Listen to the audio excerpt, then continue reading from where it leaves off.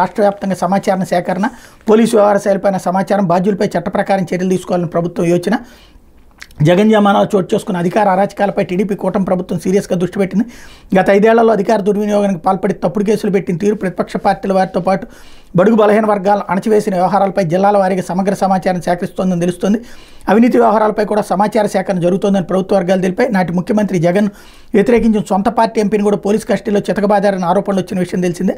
రాష్ట్ర వ్యాప్తంగా పెద్ద సంఖ్యలో ప్రతిపక్ష నేతలు, కార్యకర్తలు ఇదే మాదిరిగా పోలీస్ స్టేషన్లు హింసించారని, వేల సంఖ్యలో తప్పుడు కేసులు పెట్టి వేధించారని టీడీపీ నేతలు పలు సందర్భాలు ఆరోపించారు. టీడీపీ కేంద్ర కార్యాలయంపై దాడి చేశారు. టీడీపీ అధినేత చంద్రబాబు నివాసంపై కూడా దాడికి ప్రయత్నం జరిగింది.